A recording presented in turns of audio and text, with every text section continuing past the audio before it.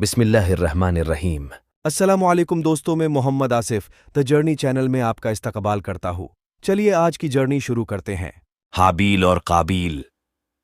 اب حضرت آدم اور حوا مل کر رہنے لگے۔ دونوں سے مل کر انسانی نسل کا سلسلہ شروع ہوا۔ حضرت حوا کو جب بھی حمل ہوتا، دو جڑواں بچے جنم لیتے، ایک لڑکی ایک لڑکا۔ قابیل کا جنم ہوا تو ساتھ میں ان کی بہن اکلیاں بھی پیدا ہوئی۔ اسی طرح حابیل کا جنم ہوا تو بہن یہودا بھی پیدا ہوئی۔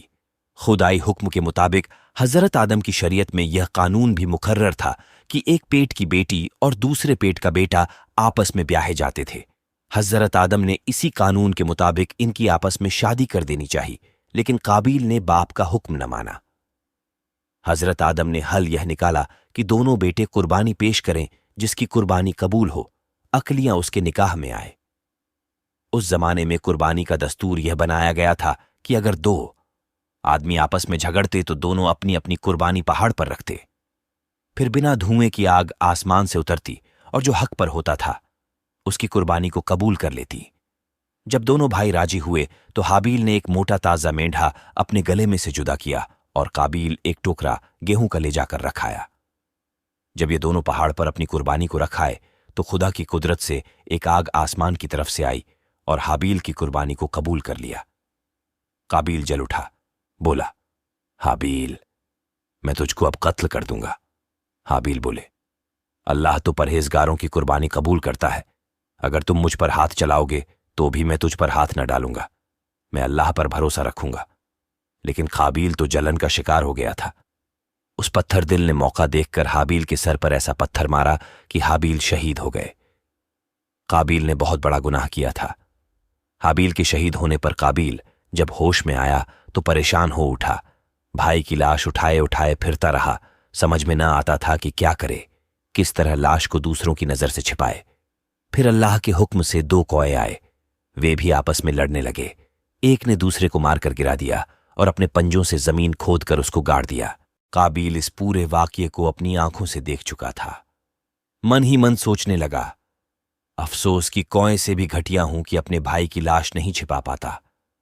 پھر اس نے زمین کھودی اور بھائی کی لاش کو ڈھانک دیا۔ قابیل کا یہ جرم بھیانک تھا۔ خدا نے حکم دیا کہ سزا کے طور پر اسے بھی قتل کرو۔ قابیل کو معلوم ہوا تو وہ بھاگ کھڑا ہوا اور یمن دیش پہنچا۔ وہاں وہ آگ کی پوجا کرنے لگا۔ حضرت آدم ہمیشہ کعبہ کو حج کے واسطے جایا کرتے تھے۔ ایک بار عرفات پہاڑ پر گئے۔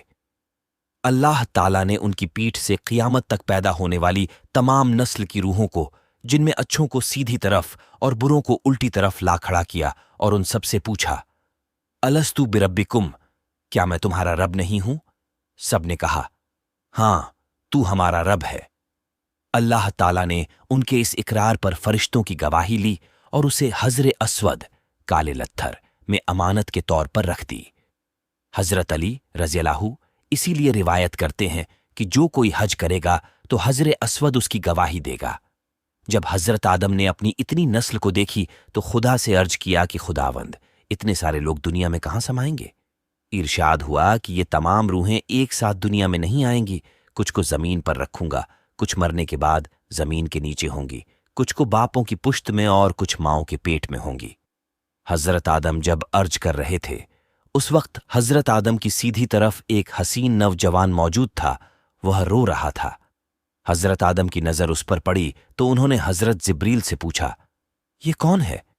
انہوں نے بتایا، یہ تمہاری نسل ہی کا ایک نوجوان ہے جو اللہ کا پیغمبر ہے، نام داؤد ہے، ایک چھوٹی سی خطا کی وجہ سے وہ رو رہا ہے۔